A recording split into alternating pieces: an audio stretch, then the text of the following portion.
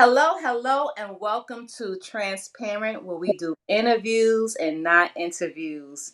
I am so excited because I am sitting here with a man who has defined, is defining eras in music, okay? This is Mr. Jack Knight. How you doing, Jack? What's up? What's up? What's up, man? I'm doing well. Thank you for the beautiful intro. Oh man, I'm not done because you deserve all your flowers, man. You've been working hard and making us all proud in the music community, and we And really thank you so much. appreciate you. Thank you. So, if it's all right, I want to tell people a little bit more about you. Yes, go ahead. Feel free. All right, cool beans. All right, so everyone, this is Mr. Jack Knight. He has, I got to read this off because the catalog is just too deep, so I'm going to try to just do a little bit of justice to it. Some, So, some. if I'm reading correctly, he has more than 100 million records worldwide. He is a singer. He is a songwriter. He is a producer. He is an author. This man wears many hats, and some of the songs you may recognize. I know that I do. And one of my favorites is I Need a Girl. And he's done work with Jennifer Lopez, P. Diddy, Total, Snoop, Akon, you name it, Christina Aguilera. Jack, have you ever failed? It seems like you always hit the goal. What is going on? Well, that's the goal to try to hit the goal. So if you try 100 times, you're gonna get one in. Absolutely. But above all things, professionally, the reason why I wanted this gentleman to get on this platform, and I'm so happy he accepted the invite, is because he is a great representation of a man. I've had the honor of following him on social media and seeing that he is a family man. He is a principled man. He is a praying man. He's just a good guy, and I like to see good fellas win.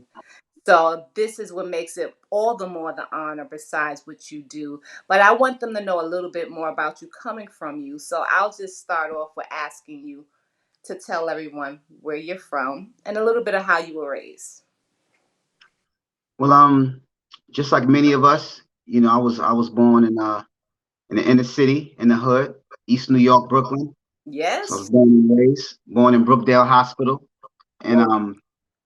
I always say, you know, I had so many things stacked up against me, as many of us have. You know what I'm saying? Brookdale was one of the worst hospitals in New York. Mm-hmm. East New York is one of the toughest and worst places in Brooklyn. Not even in New York, but in Brooklyn. So, Right. from the beginning, you're kind of put in a position to overcome obstacles. But in my home, we had the projects and we had grandma's house. And I lived in the projects for a long time, and then we eventually moved to my grandmother's house, which is further down in East New York. And there was so much music in the house. You had my great grandparents; they was playing music from the 40s and 50s. You know what Okay. I'm saying? You had my grandparents; they was playing music from the 60s and 70s. And Mm-hmm. then you had my mom; she was playing all the stuff, from the 80s and from whatever. So in my home, it was a wealth full of music and and love and family and stuff like that. So and that kind of set the stage for me to want to become interested in music and in writing, stuff like that. Okay, so is it safe to say that your family being musical was part of the influence you had for being a songwriter? Because some people they get into dance or however, but you Yeah. chose to produce the music that people listen to. So was it your family that influenced you, or was it something additional? Well, I think it was a little bit of well, at first, initially, I did try to be. I want to be an artist. Every songwriter I tell you, they just want to write songs, but deep down inside, we want to be seen too, because not all the time, artists don't really give you too much props when they talking about the song. You know what I'm Right, saying? Like, well, right. whatever. So deep down inside, we all want to be artists, and initially, that's what I started out as an artist. Um, I I started rapping at first, and I actually started with Jazz. Jazz was he was also one of the mentors of Jay-Z, and Jazz was a brother in So, Jazzo. Yeah, yes, that's the yeah, big and bro. that's right. And then there was a show. I was making a bunch of demos. You know, it was rapping with singing. This is way back in the days before it was even common. And there was a studio called Funky Slice Studios in downtown Brooklyn. And Ralph McDaniels wanted to do a show called How to Make a Demo Tape. Okay. And I don't know if you remember that show, but it played for like 2 weeks straight. And I was on, he was using my session as an example of how to make a demo song. And I did that show. Jazz was on it with me, and all my friends in the hood, everybody seen me on that show. At the time, I was called MC Storm. You know, we go through different name changes, but I was MC Storm. And yeah, that was kind of like one of the starts, just kind of being in my hood, just wanting to take all those influences that I grew up on and put them in a body of work to become an artist. Right. And eventually, uh, I got a production deal with Def Jam, Mm-hmm. uh, with Rev Run, Joseph Simmons. He was one of my mentors, and his my tape got in his hands because the studio I was using, the owner, had a good relationship with him. So Run signed me up to his production company, introduced me to Russell Simmons, introduced me to Lear Cohen, and they signed Mm. me on the spot. I was only like 18 years old. And Wow. long story short, things didn't work out there, but it was a good experience, Mm-hmm. and I was able to uh, use what I learned during that period to kind of rebound and reset and figure out, what I wanted to do going forward at Right, that right, point. right, right. That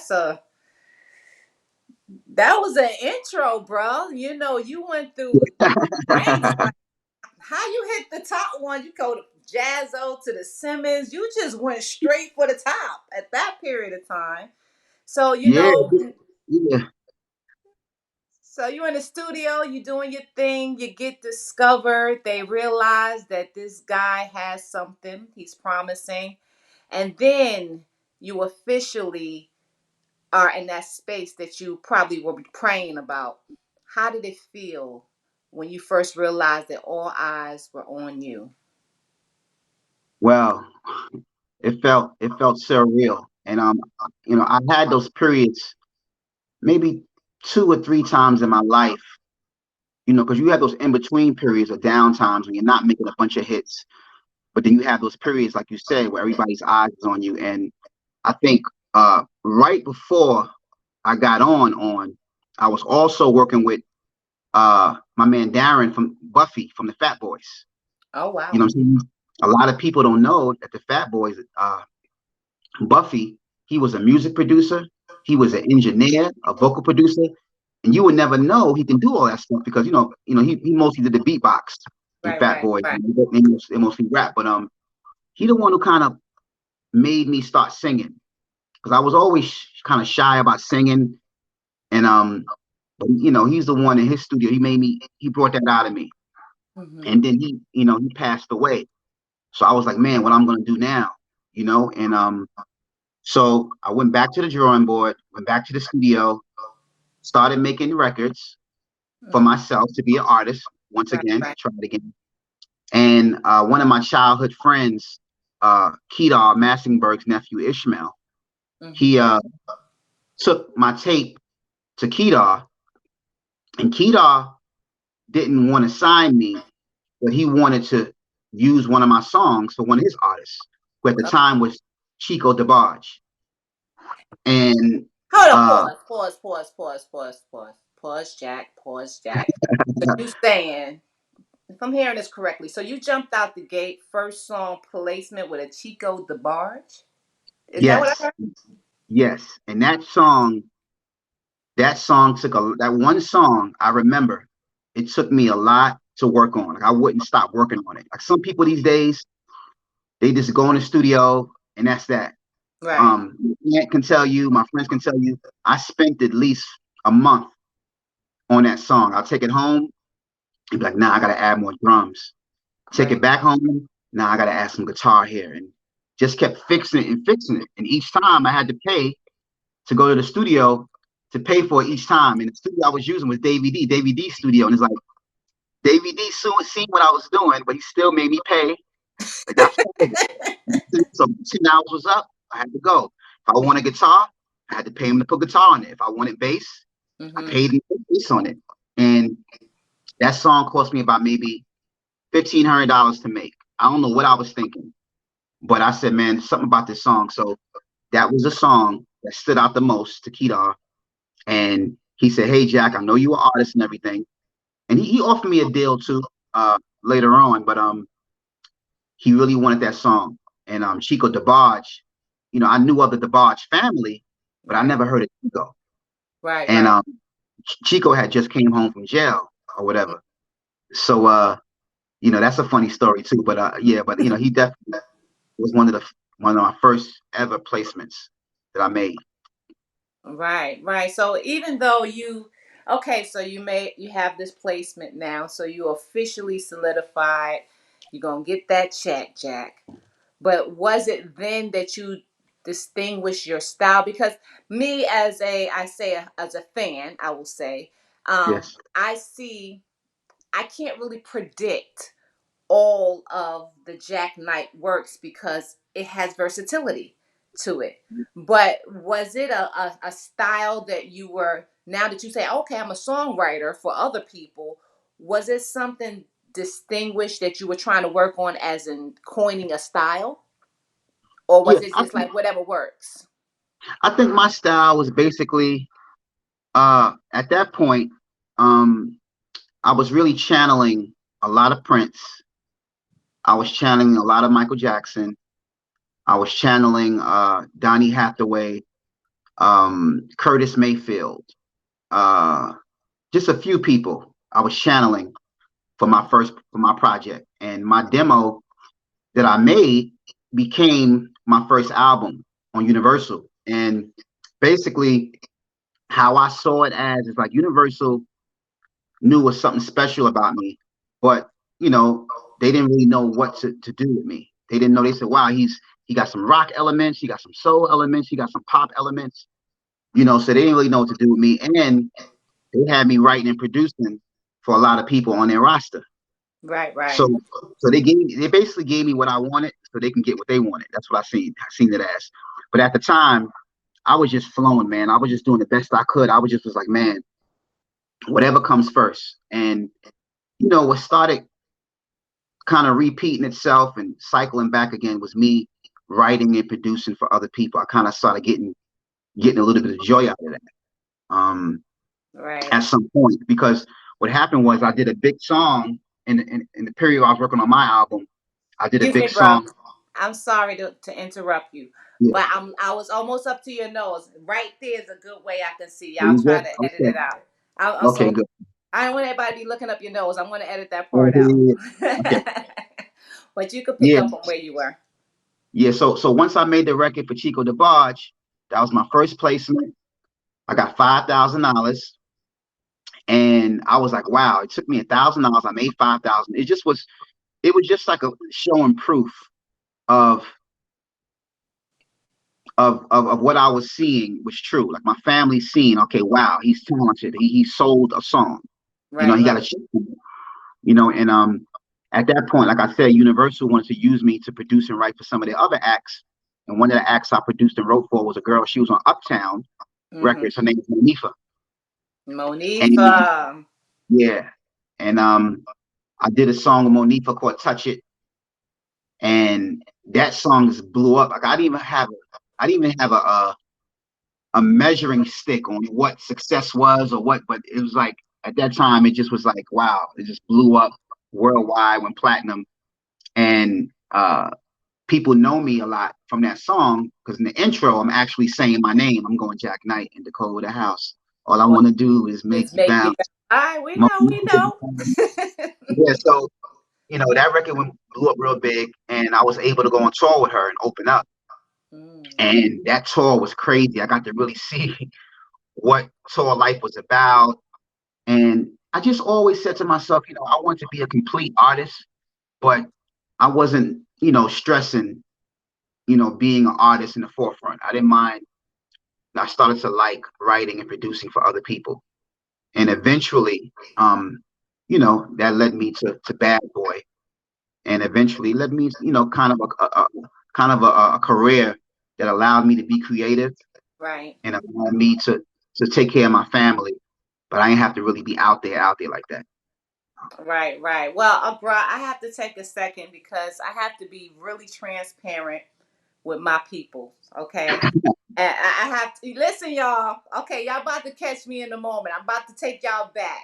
So, how I became aware of Mr. Jack Knight is because earlier in my years, when I was like 18 years old, I had a deal. Like you all want to be an artist, but everybody was really honing in on my songwriting.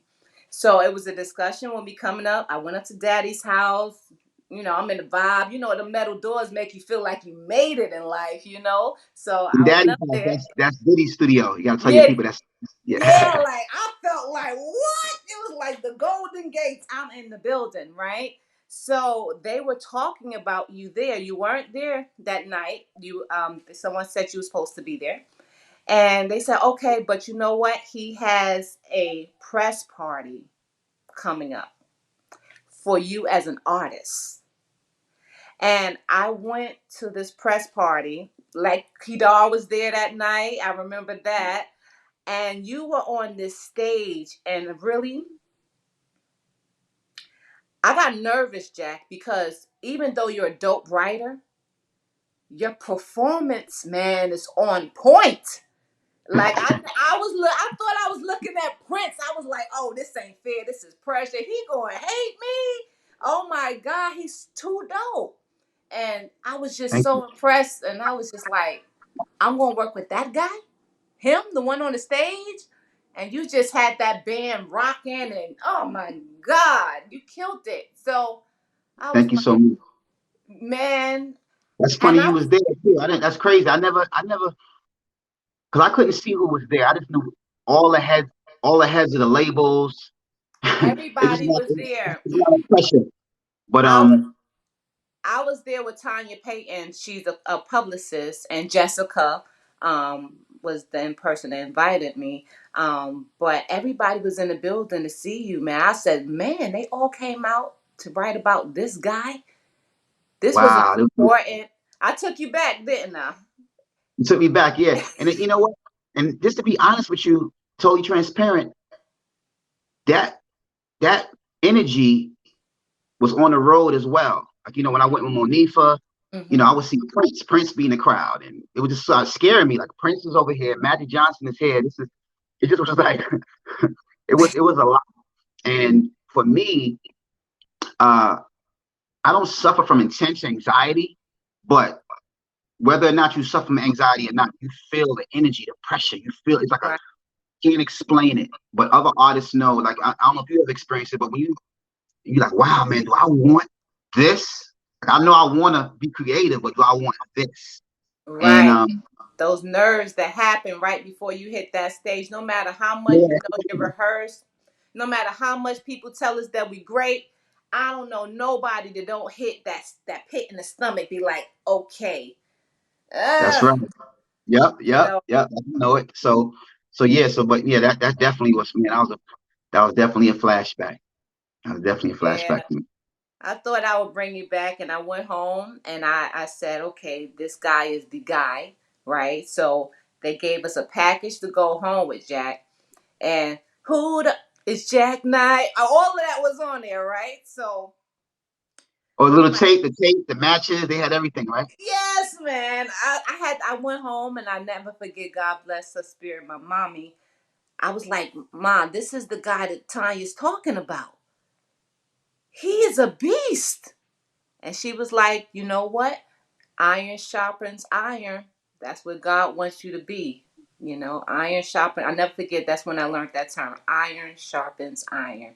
She And said, we "Don't never be." looked up until now. We never linked up because let me tell you something. That's why this feels like a full circle moment, and I It's know time to my get started. mom. It's time to get started now again. Trying to. Right. I'm like, I'm hyped. I'm hyped because, as a songwriter, it's certain people that you look up for, even if they have one hit or 30 hits. It doesn't matter. It's just the quality of it.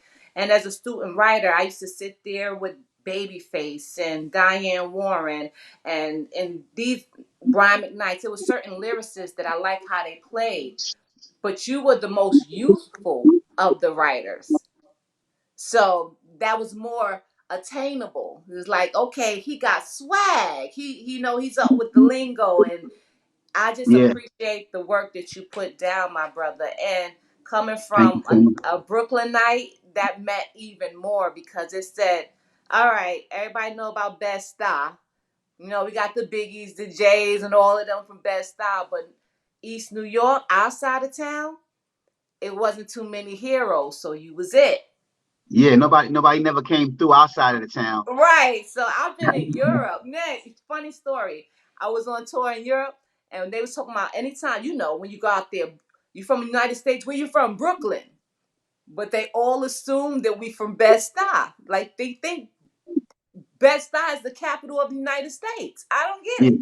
Because that's Biggie or something. Yeah. Right. But then you got Jack Knight holding it down for the whole East. I Yeah. appreciate you, sir. Yeah, it was like almost like East New York, and then Brownsville was our capital where we shopped at. Like I told you, it Right, was, right. some people have 42nd Street or the Bronx. You have Fordham Road. For us, East New York, going to Brownsville was exciting. You For me and got my mom, Pickens Avenue. Picking Avenue with all the shops and stuff like that. But yeah, Yeah. definitely. And I That's named and that's why I named my company. You know, I, all these years, I was pretty much writing and producing for everybody. As we probably get into, but finally I said, hey, I never started a record label. I never signed artists under me and writers and producers and stuff like that. And about 2 years ago, 2.5 years ago, I decided I was mature enough. I was at a place in my career where I felt I can give back. And right. I was thinking of the name, and I was like, man, this came to me, made in East New York. You know what I mean? So I can't go back home all the time as much as I want to see my friends and family. But that name, I can carry it with me. So every time they see a video of an artist or they see a film or whatever they see, they're gonna see made in East New York. I can carry them with me that way. You know?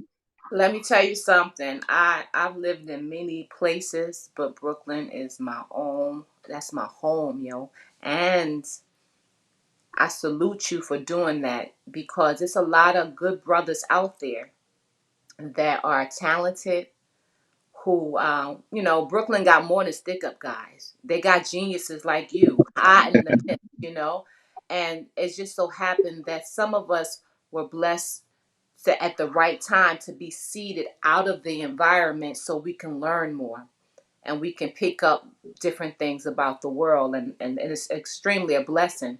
But when you Yes, do and that, right, and when you give back in that way of giving people the esteem that we can make it, it's okay, we got Tyson for our side of town. Tyson, yeah, yeah. yeah, Tyson. Tyson. You got Shannon Briggs. He's a good friend of mine. He's from East New York. He's a boxer too. Um, yeah, a few people. And I don't know. I spoke to Maxwell a few times. Maxwell he used to be. I see him in East New York a few times back in the day. I Hmm. think I don't know if his parents or who lived out there or whatever. But he used to live in East New York back in the day too. A little something, something. But Maxwell. that's big, bro, and it just speaks to the fact that now that you're giving back, and I want to get into that because, like I said, above your resume, um, your character speaks out, and like you're going back and now you're producing and allowing other people to shine through Made in East New York. Is it ENY? Is the abbreviation for it? Yes, maybe ENY's abbreviation, but it means maybe East New York. Mhm. Right, right. So Okay, so that goes into the fact that you have been mentoring for years now, haven't you? Yes, yes, definitely. Most of a lot of my teenage life and into my 20s and stuff like that. Hmm. Mentoring was is a really a power, one of the pillars of my philosophy, my success, and all the projects that I did. Um, I did one in Richmond, I did one in East New York, I did one, programs where I'm teaching kids about music and about songwriting, but also about being socially conscious and you utilizing your art to be a social entrepreneur, to give back to your community, to uplift your community and stuff like that, and to shed light on difficult things through music. And the first program I did when I decided to do it, I did it with a group of kids from East New York. Wow. And it was about maybe, I think it was about 15, 20 kids. Hmm. Every weekend, I would have them come to daddy's house, Bad Boy Studios. They would come there and hang out with me. Right down the block, we would go to the theater. I would teach them and stuff like that. And that was the first program I did called Finding Your Way. Finding your way. I filmed that program, and I would take that video and show it to different organizations, different non-for-profits, different schools, and as soon as they saw it, they would want to do the program. So Right. for a long time, for a good 5 years, outside of me writing and producing music, I was really on the road teaching.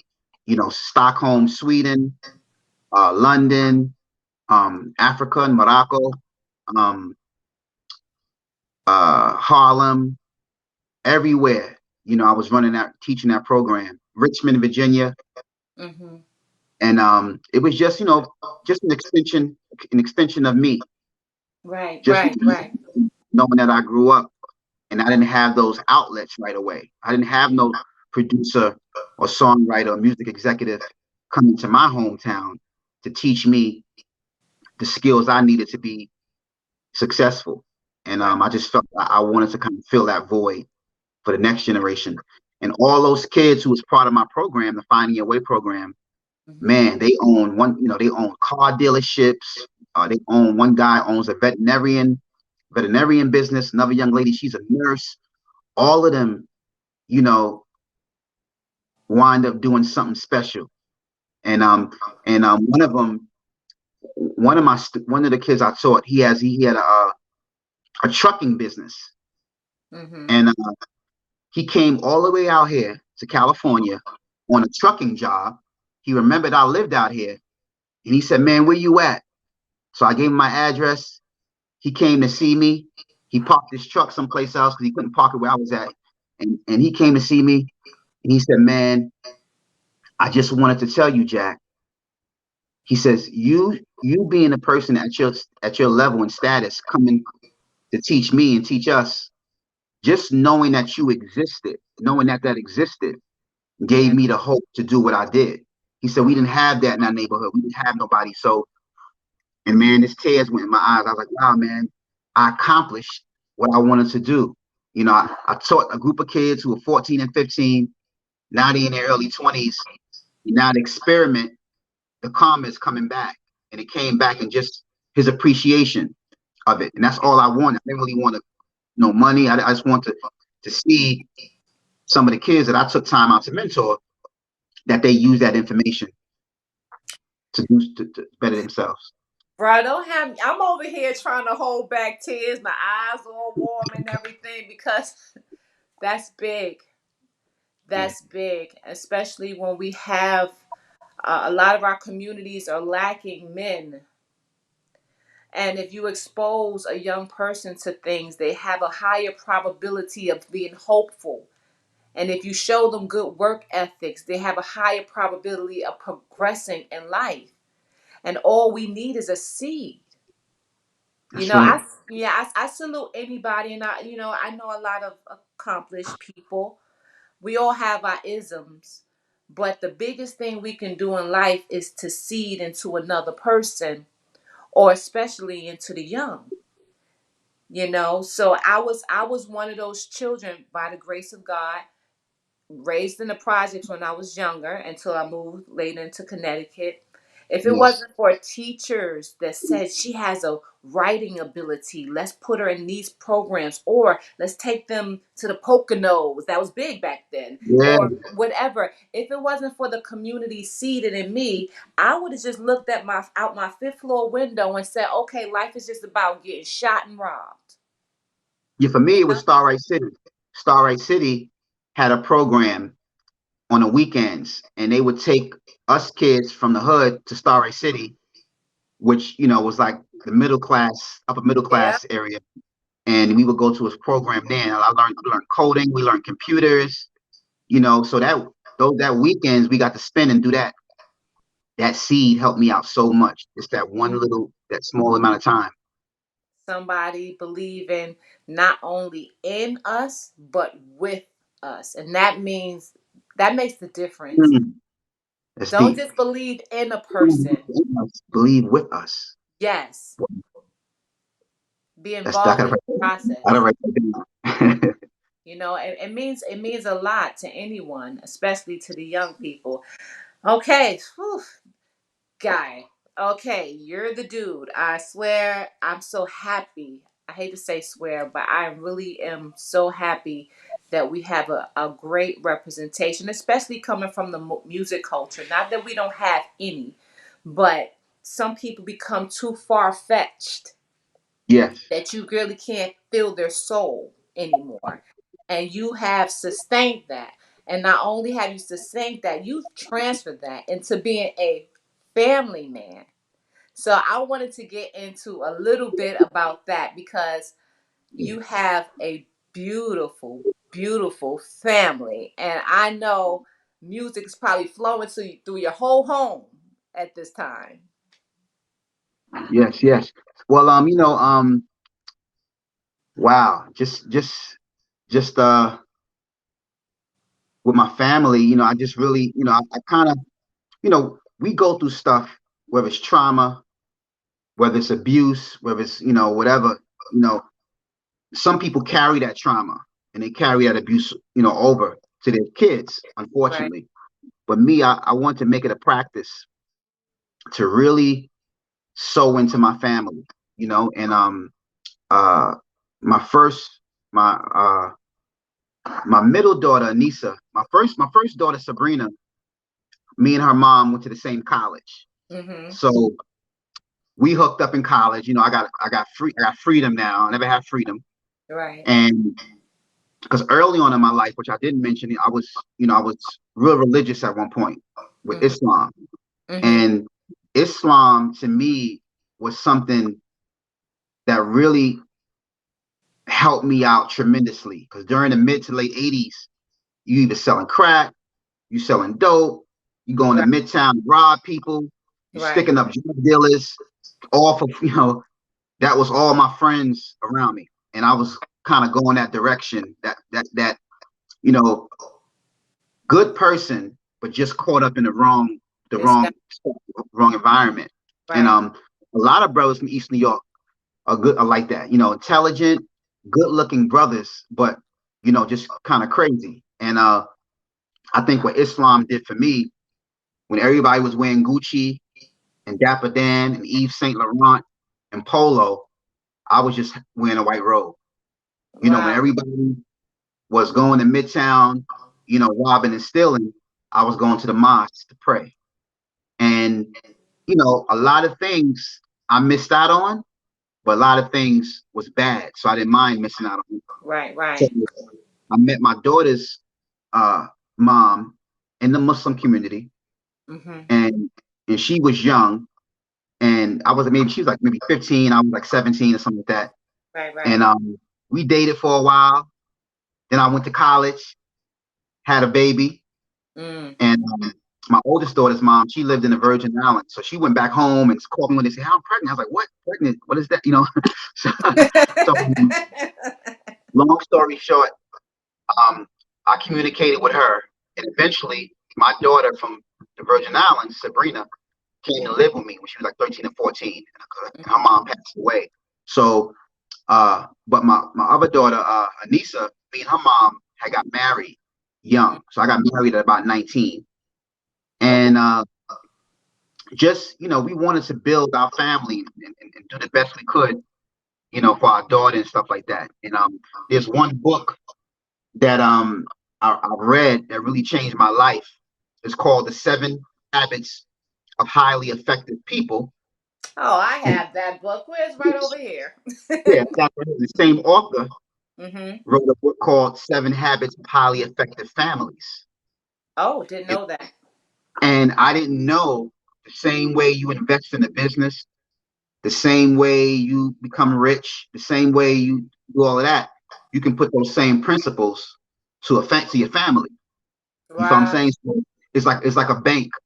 I can put $1 million into the bank, but if I'm taking out 900,000, then that's a big debit out the bank. I said, what I'm saying, or whatever. So teach you that your family is like a bank, and you can make deposits and you can make withdrawals. And I Mm. decided, I said, you know what? I'm not perfect. I don't come from the perfect home, but I'm gonna do my best to make the most deposits into my daughters. You know what I'm saying? And I started, getting them into piano. Um, if they want to, play violin, I bought them a violin. She wants to model, let her model. If they wanted studio equipment, I get, use my studio equipment. And pretty much that's what I've been trying to do, just as a man, make deposits into my girls' lives. And then 20 years fast forward, I had two new boys, Hendrix and Jedi, and started fresh again with them. It's the same formula. And we always get together. We always having fun. We always laughing. And I say to myself when I'm playing frisbee in the park with my son, and I'm just like, wow, man. I'm like, man, it's almost like heaven on earth. Like how did I make it here? Like I'm not in jail. I'm not dead. I'm not a deadbeat. You know what I'm saying? I'm not, I'm like, and that to me, I just feel so overwhelmed. Like, what I'm saying? It's almost like sometimes Joy. I got to make myself work. I got to make myself go to the studio and do music and make money because I just want to be with my sons all the time playing. It just, you know what I mean? So yeah. It is true joy, and thank you for sharing that. Because now I know all of us gonna run out and get this book because it makes a lot of sense. A lot of sense, and God bless you and your wife for facilitating an intentional family. An Sure, int- sure. don't make me get up and go grab mine. I ain't got that You one. got it. We're in the same wave. It's a good book. Dr. Stephen Covey, he passed away. He got into a biking accident, just riding his bike in the mountains and hit his head. But these principles, habits are really important, for Right. becoming a better songwriter, better music producer, and a better person. It's just really trying to habits, getting better with your habits. Well, listen here, ladies and gentlemen, listen to Mr. Jack Knight because everything he says is nutritious. I need y'all to listen to that. We have to we have to establish some good habits, and who else but to hear that from but somebody who's walked the walk just like he talks the talk. This man has, like I said earlier on, he truly, or let me not talk to them, talk to you, my brother. Your Yes. flowers is because out of sincere gratitude for everyone who came up in this culture, especially through the 90s, 2000, and to current. Your work ethic is unmatched, and you deserve everything you've achieved.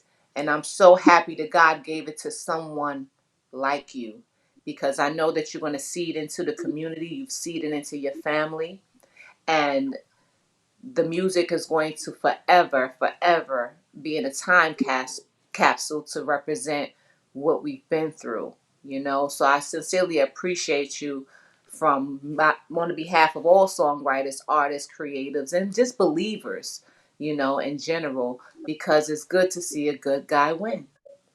So, So, appreciate that. all right. I don't know what questions I have for you besides that because you kind of, it's like you Whatever you want, let's go. This is it's just a vibe. Hey, questions out the door. It's just a vibe. Um, so One of the things I think that I would like to know, being that you have reached that peak or pinnacle of success in the industry, was there any time that you felt that the spirit of it did not match who you were? Or did you separate yourself from business and social in the environment of entertainment? I think that there's one thing my mother used to teach me, and she was a brilliant thinker. She didn't know too much about, technical stuff and math and all that type of stuff, but she had a lot of common sense, and Right. common sense is not common. But she basically said to me, she said, don't never be a follower. Mm-hmm. She said, don't never be a follower. And she told me that. And this is, my mom, um, this is her right here, Juanita. This is my mother right here. This is God bless. Juanita. Yeah, and she said to me, she said, don't be a follower. And I think, and you would think that's something simple, right? You think don't be a follower is something simple, but following someone to the wrong party can get you killed. Yeah. Following someone to the wrong thing can, could put you in situations. So, following someone trying, trying some acid or trying some crack or trying some heroin or trying some cocaine or just Right. being a follower, not necessarily wanting to do something, but Mm-hmm. because you feel these people are cool, they got swag, and if you don't do and follow what they say, they may think you're not cool. Right. Right. And she got that shit out of me like early. You know what I'm saying? So people in the industry know me for that. It's like we could be at one party, I'm getting my little drinks on, we having fun, and before they know it, I'm gone. I might just go to the bathroom and slip out. You know what I'm saying? And I've done little stuff like that to survive my whole life. And that's what you gotta do to survive. Right. You know what I'm Right. saying? Like you gotta, you know what I'm saying? To the point where somebody might pass you a pill. You might be like, okay, you know, put it in your mouth and spit it out. You gotta Right. do little It's, tricks like that to survive and not give your soul and give your health away to to this industry. And I can say, I had to do that a few times in my life. Uh but what I can say, the music business was a sheltered life for me. And the person who made it like that was Diddy. You know what mm-hmm. I'm saying? Diddy for 10 years sheltered me. Like I didn't see, like to me, he's a saint. I don't know what happened to other people. Other people have their stories, of course. We all see people different. But for me, everything I wanted money wise, if I wanted something, he gave it to me. Right. If him and J Lo was going away someplace, he'd take me with him and J Lo and Mario. If he was going, his family, him and Kim was chilling in the house, and he wanted, I was there. So it's like I never had to see none of that stuff. I don't know what Right. people did Right. on their private time, but when I was around, one thing Puff he was really strict with me. It was like, yo, don't bring a bunch of people to the studio. Don't be Mm, having a bunch of girls hanging around, all that drug shit. I need you to focus. And I right. just kind of that discipline from 97, 98, 99, 2000, 2001, 2002, 2003, all the way to 2008 when when I left Bad Boy as a writer. But up until that point, I knew how to survive, but I lived a sheltered. It was really a good space for me to be in, and I didn't have to really face some of the other pitfalls that a lot of other people face in the music business. I was allowed to stay, childlike, use my imagination, and just kind of have fun. You know what I mean? Wow. Yeah, That's big. Salute to Diddy for stepping in that brother role and being holding y'all accountable, holding you accountable to your dreams, so because it takes somebody, especially in that position, when they see something in you, they don't want you to lose it. They don't want you when you don't. Sometimes it's okay to be a square around circles, and it's good when you yeah, have people who love you, who say you don't have to be that. I same thing. I've been blessed with having a whole bunch of big brothers in life that said, okay, if all the young ladies are doing this, this is what you're not about to do, sis. This is how this looks. you know. And when I was young, they said, what's the difference between, my aunt taught me, what's the difference between a star and a superstar? And you know, we just want to get out known. And she said, no, a star is everywhere. They're always seen, they're always in the mix, you know. But a superstar is who people desire to show up, you know. And that's what kept me out of that mix. And I know exactly what you're talking about. Sometimes you got to finagle, you know, like, yeah, I'm with it, but you ain't really with it. You like, okay, soon as it's appropriate, I have to slide out. And those Yeah, who love you, they already know, okay, it's past her bedtime. Get this ain't they type of party. It's time for you to go. You know, yeah, so that's right. And all that is, all that you need all of that to be successful because sometimes you be in a car with somebody and they go by and pick somebody else up and sit in the back. Like, who's that? I don't play none of that stuff. Like you learn right, all of that, all of those things help me survive. When you see people getting killed, getting stopped, whether it's by people in their community, whether it's by police officers, it's like somebody didn't teach them how to maneuver and how to move. You know what I'm right, saying? You know what I'm saying? And sometimes you just gotta, if it's good to dream and want to be an entrepreneur or want to be into music, but it's like you gotta have a little common sense and a lot of know how to move around. You know what I they mean? say And you got to know how to move in the room for the vultures. That's what you that's have to right. know how to do. You Yeah, know, you gotta know so how to deal. You gotta know how to deal with lawyers. You gotta hmm know how to deal with accountants. You gotta have a rudimentary knowledge of accounting. You gotta know about insurance policies. You gotta know about stocks, mutual funds. You gotta know about a lot of things. And those knowing about those things help push and fuel your dream, your gift. Because you need money to be creative. right, Even if you Picasso was a great painter. He needed money. You right, know, Kanye West was one of the greatest artists of our time. But there was a point he needed money to expand his empire. right. Past what he was doing and create the Yeezys and stuff like that. So I'm still on that journey. Um, but I'm definitely, I'm definitely I'm on point, and it takes a lot to be on point this long. But that's what discipline comes in at. Discipline and you have to be fun at the same time. Amen to that. Amen to that.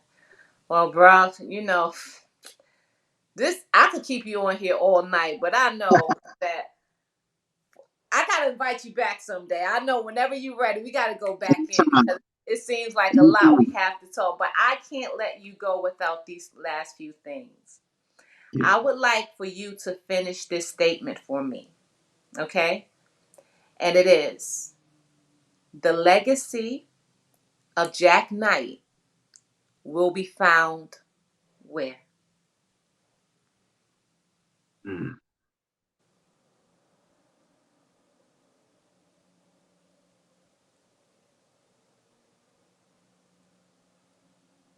I think the legacy of Jack Knight will be found in nothing, in nothingness. Mm, And the reason why I say that is because uh, in the Indian culture, you have something called shunya. And shunya means zero. mm-hmm, That's where zero came from. The Indians brought us zero. We didn't have zero before. But within zero, within nothingness, is everything. Because from nothing is where you get something, is mm-hmm, where you get your ideas and your thoughts. And most of us, hip hop, music, everything we do started when we had nothing. So whenever you think about nothingness, think about Jack Knight, think about the darkness. The dark, you start in the dark, you create in the dark room, you create you write your ideas down, you know, you draw out what you want to do, and you have nothing. But from that triggers many things, right, your thoughts. And I think for me, is a form of, they call it biomimicry, where you're looking at nature and trying to mimic nature and how nature works and how to apply that to your life, to your craft, or to your music, or whatever you're doing. And I think honey is the best thing because a flower creates nectar, it creates honey. The bees, the birds, the hummingbirds, everything comes to the flower and spreads the seeds Mm-hmm. after it gets the honey. So if you follow that, all you got to be is a star, be a superstar, be dope, be the Right. best that you can be at your craft. And all those things, all those things are going to come to you at some point. It's going to take work, but they're going to come and they're going to spread your ideas and tell people how dope you are, tell people who Right. you are, stuff like that. And so yeah, that's what came to me. I don't know if that's the answer you want, but No, that's what that's real. This is transparent. We do interviews. You hear me, brother? okay, okay, Interview. okay. And that was the interview of Jack Knight. You will find the legacy of Jack Knight in nothingness because that represents everything. That's where everything internally goes external in life. So we appreciate you for making us, think, my brother. Like my brother say, it's all nutritious. So Yeah. I appreciate that. And how can our viewers support what you're doing or find you, or is there something current that you're working on that you're excited about? Well, right now we got these hoodies coming out soon. You see, it's a shut up, bend over. I don't know if you can Uh-huh. see it, and that's from a hit song that I released with my partner and artist Kitty. That's our first song from on my record label, made in East New York. He's a Mm-hmm. Afro beats artist, but he does Mm-hmm. R&B. He sings all types of stuff, and we have a new single out with Tyga. It's Mm-hmm. called "Shut Up and Bend Over," the remix. So and we have an Okay. album out. We have an album out called "The Golden Boy." So this Mm-hmm. is my first project, my first artist that I released under my label, and people can go check that out. Kitty, The Golden Boy, Shut Up and Bend Over, and also you can find me at Jack Knight the Legend on Instagram or Facebook. Awesome, awesome. Thank you, my brother, for joining us. I know this Thank is you going so to be much for your an time. unforgettable interview. Gotta come back. Absolutely, absolutely. And I'm going to leave the details and the description for the video so everyone can get a chance to go follow you. If you're not up on this man, get up on this man. And whatever he does, y'all, let's get behind it because I'll say it for the third time. We need to have our good fellas win. So thank you, brother. I appreciate all your time. God bless you. God bless your Thank you family so and much. all of your endeavors. See you. Bless you. See you All again. right. Peace. Bye. Bye bye.